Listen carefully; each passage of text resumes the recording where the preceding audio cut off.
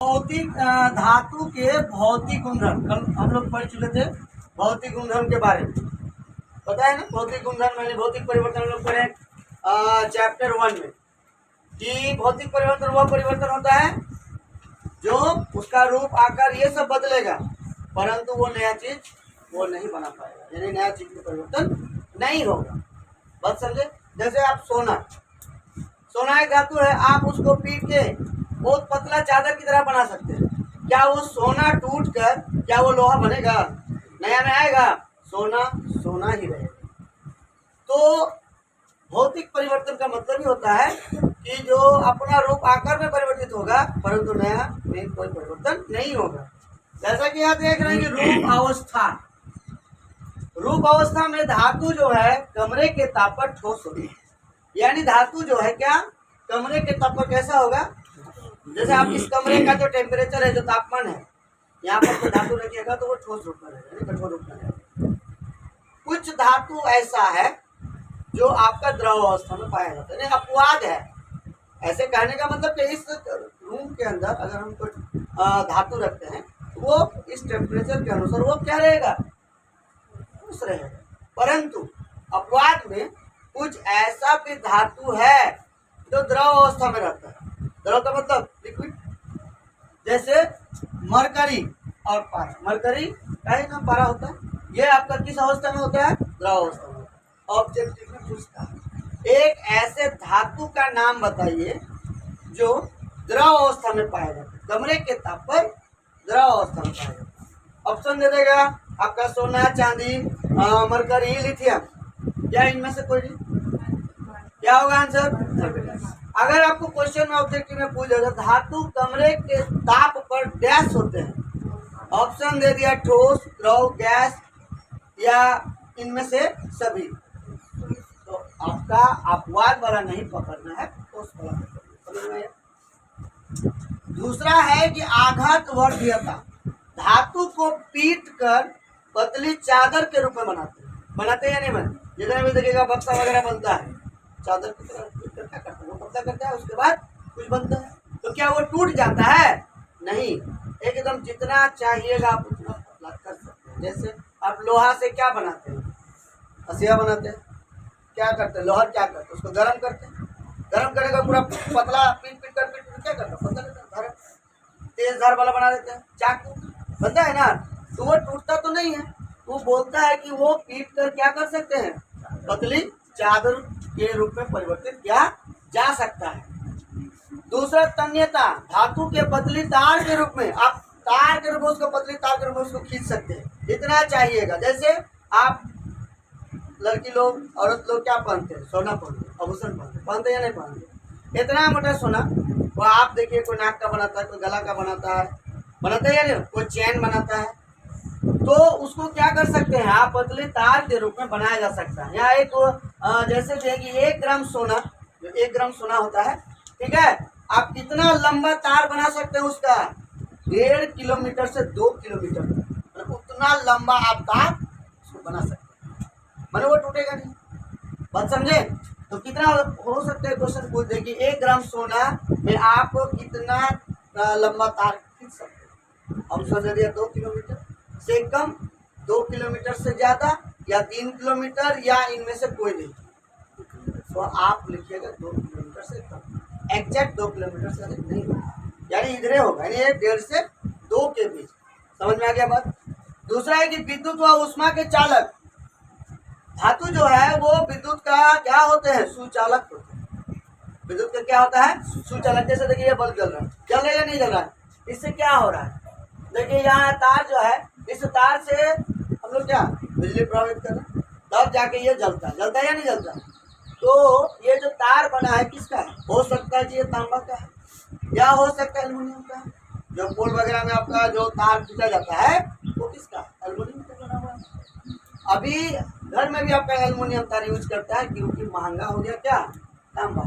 लेकिन अगर सबसे ज्यादा बोलिएगा कि चांदी का अगर तार होता है, पहले जमाने में चांदी का तार यूज करता था, आज के डेट में बहुत ज्यादा महंगा हो गया, इसलिए चांदी का तार को छोड़कर तांबा का तार यूज कर रहा था।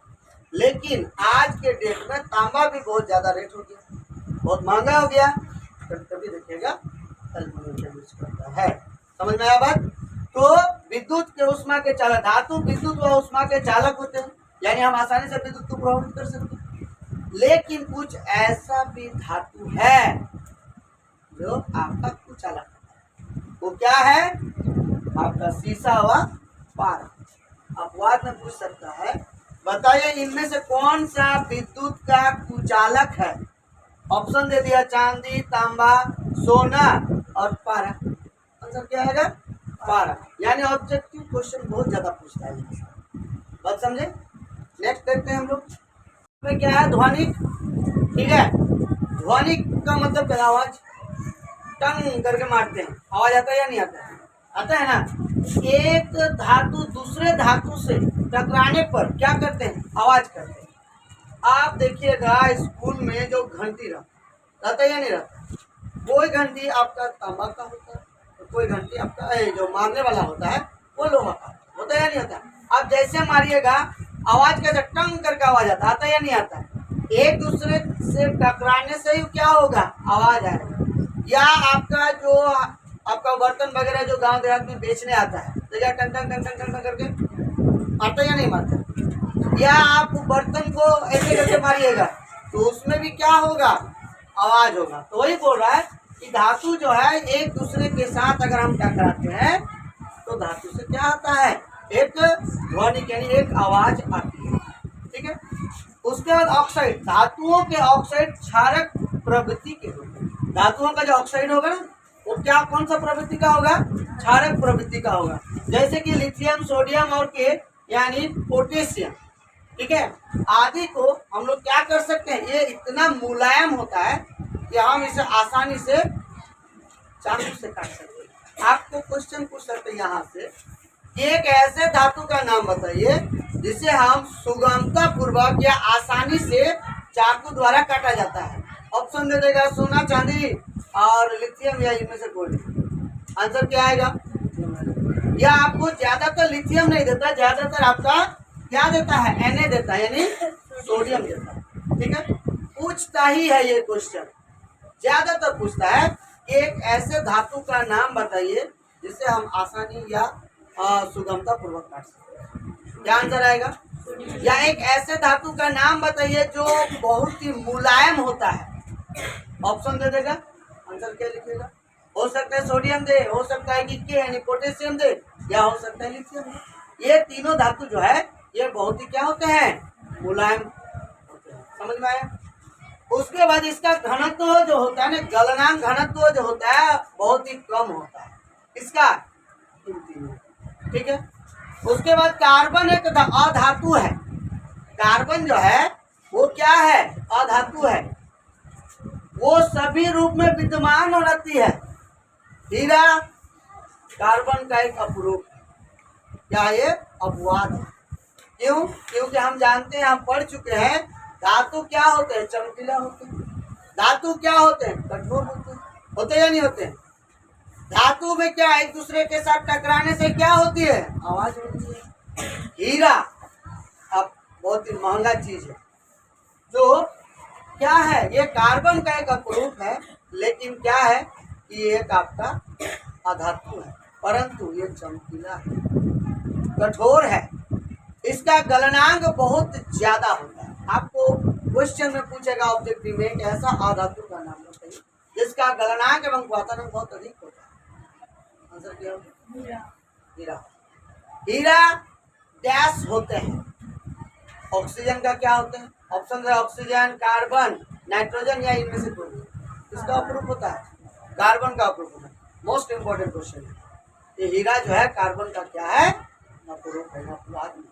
समझे? ये था आपका धातु के भौतिक गुणधर्म। अब हम लोग नेक्स्ट पढ़ेंगे धातु के रासायनिक गुणधर्म के बारे में। समझ में आया बात? उसके बाद धातु का डिस्कशन कैसे होता है।